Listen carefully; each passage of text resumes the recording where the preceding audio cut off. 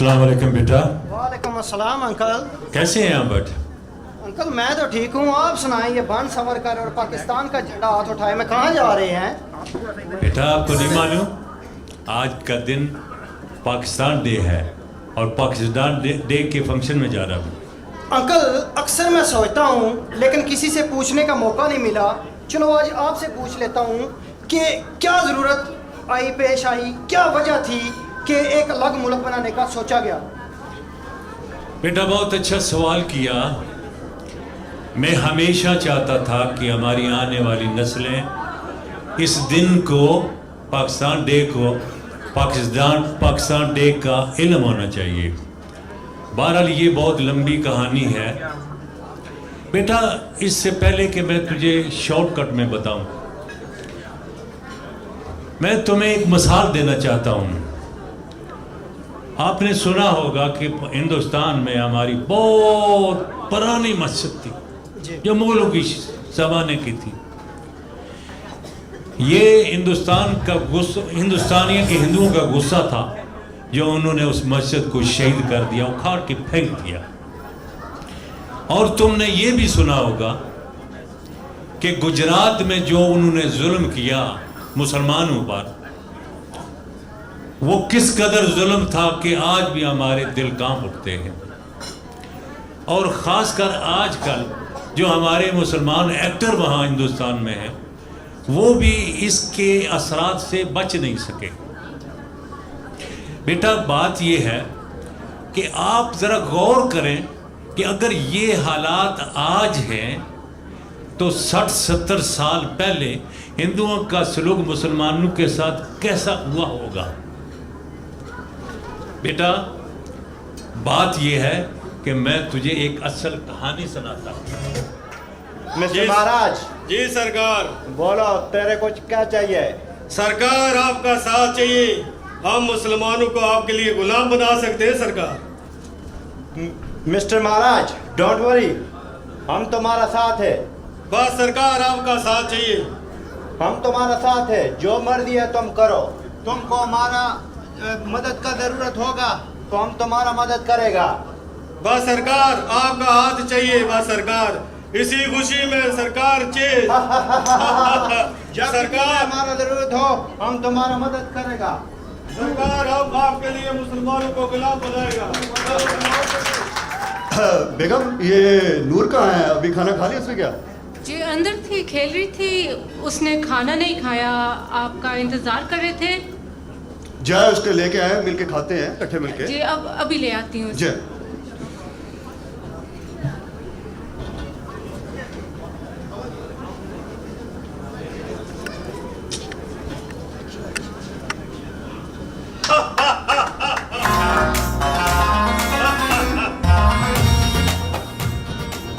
महाराज आप इस वक्त? अरे दीन मोहम्मद डरो नहीं दीन मोहम्मद, हम तो तुझे नमस्ते करने आए हैं और साथ साथ तुझे अपनी खाली जेब भी दिखाने आए हैं। खाली जेब? मैं समझा नहीं महाराज। अरे बोले आदमी, खाली जेब का मतलब होता है खर्चा पानी। खर्चा पानी खत्म हो गया है। खर्चा पानी मैं समझा नहीं कुछ महाराज। ओए, तुम्हें खर्चे पानी का नहीं पता? क्या दूध तुम्हारी सिरी में? नहीं गोगे नहीं, अभी इसके गोगियां बनाने का वक्त नहीं आया। अभी हम इसे थोड़ी मोहलत देंगे। हम इतने भी जालिम नहीं भगवान की कृपा से, ये अभी जेब गर्म कर देगा। महाराज हम बहुत गरीब लोग हैं महाराज। अभी पिछले हफ्ते तो आपको खर्चा पानी दिया था महाराज। लो कर लो बात। गोगा मेरे बच्चे ये क्या कह रहा है? महाराज लगता है इसका अपनी जिंदगी से प्यार नहीं। अरे गोगा नहीं गोगा, अभी नहीं, अभी हमें इसकी जरूरत है। हम इतने भी जालिम नहीं भगवान की कृपा से। हम अभी इसको मोहलत देंगे, आज नहीं तो फिर से ही गोगा मेरे बच्चे। आज फिर क्या हम खाली आ जाएंगे? हम खाली कभी हाथ नहीं जाते गोगे। उतारो ये सोने की अंगूठी। चलो मेरे गोगा मेरे बच्चे चलो। मोहम्मदीन ऐसा याद रखना, नहीं तो ऐसा ही कुछ होता रहेगा। राम राम राम राम। अस्सलाम वालेकुम वालेकुम अली भाई, क्या हाल चाल है? वालेकुम सलाम रशीद भाई। क्या बात है, आपका चेहरा बहुत उदास है। बस यार वही रोज का रोना, ना नौकरी मिलती है ना जान छूटती है बस। हाँ यार, ये बात तो है। हम मुसलमानों को के लिए यही एक बड़ा मसला है। ना तो हम लोगों को नौकरी से ही बेहतर मिलती है, गोरों को और हिंदुओं को तो नौकरी की कोई कमी नहीं। सिर्फ ये सारे मसाइल हम लोगों के लिए ही रह गए हैं। पता नहीं ऐसा हमारे साथ क्यों होता है। हाँ रशीद भाई, हम मुसलमान जो ठहरे, एक दफ़ा हिंदू बनकर मैंने नौकरी अप्लाई की, नौकरी तो फ़ौरन मिल गई, लेकिन जब उन्होंने मेरी आईडी चेक की तो नौकरी एक हिंदू को दे दी गई। हाँ यार, हम मुसलमानों को तो तालीम में भी नहीं आगे जाने देते और कोई नौकरी भी ढंग की नहीं मिलती, और अगर मिलती भी है तो सिर्फ क्लीनर की या बर्तन धोने की या फिर किसी दफ्तर में किसी पीएन की नौकरी। हाँ रशीद भाई, मगर इसका हल क्या है? अब हमें कुछ सोचना होगा। इसका तो बस अब एक ही हल है। हम लोगों को एक अपनी मुसलमानों की मजबूत पार्टी बनानी पड़ेगी, जिसमें हमें कोई लीडर चुनना पड़ेगा जो हमें तमाम मुश्किलात से बाहर निकाले और हमें तरक्की की राह पर गामजन कर सके। हाँ तो फिर ठीक है, हम ये काम आज से ही शुरू करते हैं। चलो फिर आज चलते हैं। चलो फिर। अंकल फिर क्या हुआ? फिर उन्होंने कैसे अपनी प्रॉब्लम सॉल्व की? बेटा तुम जानते हो कि रोज रोज लीडर नहीं पैदा होते, उनके लिए तकदो करनी पड़ती है। जो उस वक्त के मुसलमानों ने की, उस वक्त के उभरते हुए अशार जो जिन्हें हम शायर मशरक़ कहते हैं, अल्लामा इकबाल रहमतुल्लाह अलैह, जो मुसलमानों की नजात की रोशनी की पहली किरण साबित हुए, और अल्लामा इकबाल ही थे जिनकी वजह से उस वक्त के न्यायती लीडर जो अपना फैसला बदलने पर मजबूर हो गए। अंकल वो कौन थे और कौन सा फैसला? ओ बाबा कायदे आज़म मोहम्मद अली जना थे, जो फैसला कर लेते थे तो कभी नहीं बदलते थे, हमेशा उस पर कायम रहते। और जब वो वकील बनकर हिंदुस्तान लौटे तो उन्होंने देखा कि मुसलमानों पर जुल्म और ज़्यादतियाँ और बेबस नजर आए। बाबा कायदे आज़म भी हिंदुस्तान में काफ़ी अरसा रहे, लेकिन वो भी हिंदुओं के जुल्म और सितम की से नहीं बच सके। आखिरकार वो तंग आ गए और उन्होंने 1930 को ये फैसला कर लिया हिंदुस्तान छोड़ने का और वापस इंग्लिस्तान आ गए। और पहले ही अल्लामा इकबाल रहमतुल्लाह अलैहि के जो अशार जो दिल में आर पार हो जाते हैं, उनकी वजह से उन्होंने अपना फैसले को बदल दिया। और बदलने के बाद फिर वो उन्होंने एक नया बुनियाद, नए मुल्क की बुनियाद रख दी। अंकल मैंने तो सुना है कि कायदे आज़म शुरू से ही चाहते थे कि एक अलग मुल्क बनाए। नहीं बेटा, हरगिज़ नहीं, वो नहीं चाहते थे, बल्कि उस वक़्त के जो साजिशें करने वाले लोग थे और जो आज भी कर रहे हैं, इन्हीं लोगों की सोच की वजह से पाकिस्तान दुनिया की नज़र में एक बदनाम कंट्री बन गया। बेटा वो तो मिलजुल कर रहना चाहते थे, वो हिंदुस्तान को गुलामी से निजात दिलाने के लिए भी तगदो कर रहे थे। जब उन्होंने देखा कि मुसलमानों के साथ इंतहाई जुल्म हो रहा है, और 1934 में जब वो हिंदुस्तान बाबाए कौम बनकर लौटे तो उन्होंने कई पलट दी और एक बुनियाद, एक तारीख चला दी। अंकल फिर क्या हुआ? फिर जबरदस्त तारीख चली। मेरे मियाँ कहाँ हैं? मेरे सरताज कहाँ हैं? अल्लाह खैर करे, अल्लाह खैर करे।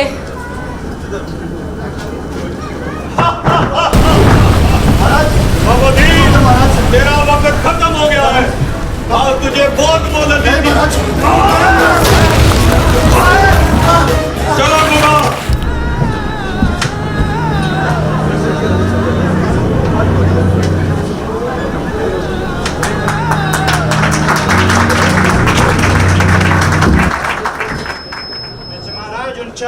भाइयों को ले आओ। अगर उनको हमारा गुलामी कबूल है तो हम उनको आज़ाद करेगा, अभी लाया सरकार, नहीं तो मौत मिलेगा। अभी लाया।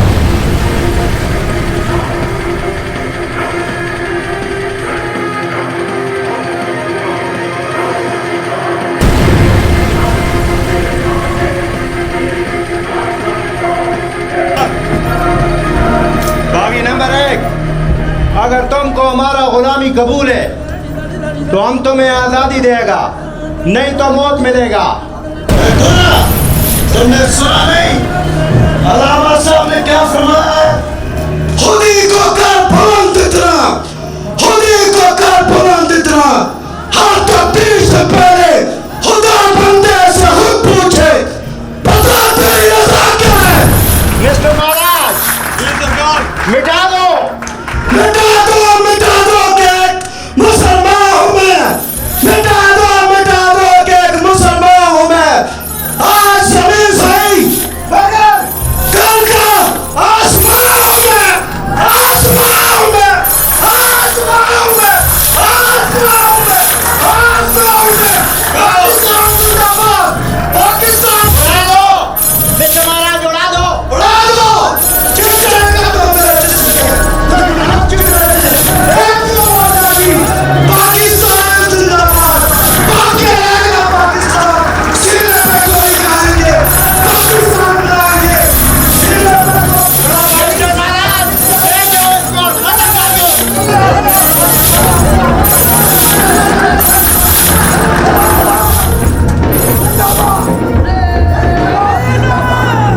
इनकलाब जिंदाबाद। बागी नंबर 2, अगर तुमको हमारा गुलामी कबूल है तो आज़ादी मिलेगा, नहीं तो मौत मिलेगा। हाजिर है मेरा सीना, चीर दे मेरा सीना, निकाल दे मेरा दिल और देखते हैं कि ये फांसी का फंदा। उड़ा दो, काट दो इसको, काट दो मिस्टर महाराज।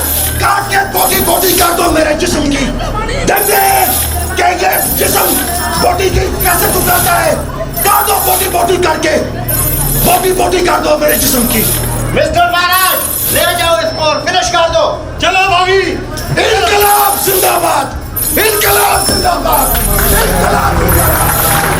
पाकिस्तान जिंदाबाद, पाकिस्तान जिंदाबाद, जिंदाबाद है वो मंजिलें आसमानों पर थी, जिंदाबाद है वो लोग जिनकी मंजिलें आसमानों पर थी, जिंदाबाद है वो।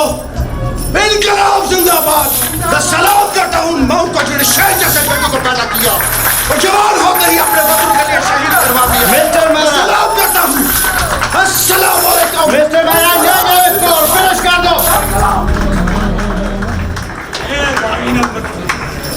बागी नंबर 3, अगर तुमको हमारा गुलामी कबूल है तो हम तुम्हें आज़ाद करेगा, नहीं तो मौत मिलेगा। मौत मिलेगा, मारो मुझे, मारो। मैं हूँ इकबाल का पैगाम, इकबाल का पाकिस्तान, पाकिस्तान जिंदाबाद, इनकलाब जिंदाबाद, औरंगाबाद जिंदाबाद। फिनिश कर दो इसको महाराज। इनकलाब जिंदाबाद, बनकर रहेगा पाकिस्तान, बनकर रहेगा पाकिस्तान, बनकर रहेगा पाकिस्तान। इनकलाब, इनकलाब जिंदाबाद। बागी नंबर 3, अगर तुमको हमारे गुलामी कबूल है तो हम तुमको नहीं तो मौत मिलेगा। अब ये बड़ा कुटिया है फलंगी, वरना अब तो इसको जो भी बुझाएगा उसका बनकर चल जाएगा। जिंदाबाद। ले जाओ इसको मिस्टर महाराज और काट दो, गुलामी खत्म कर दो। गुलामी में न रहेगी और न बनकर रहेगी तकदीर। अब जो भी होगा देखा जाएगा। पंखी ले जाओ महाराज, ले जाओ। लगेगी ये जंजीर।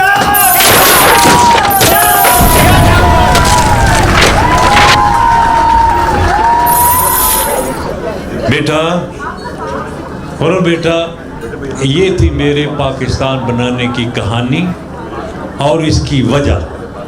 अंकल, आखिरी सवाल, कि पाकिस्तान का नाम किसने रखा और कौमी तराना किसने लिखा था? बेटा, पाकिस्तान का नाम रखने वाले मोहम्मद रहमत अली थे, चौधरी रहमत अली, और तराना लिखने वाले हफीज जलंधरी।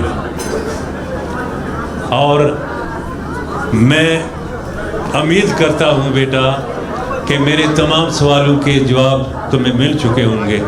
जी हाँ अंकल, क्या मैं भी आपके साथ चल सकता हूँ?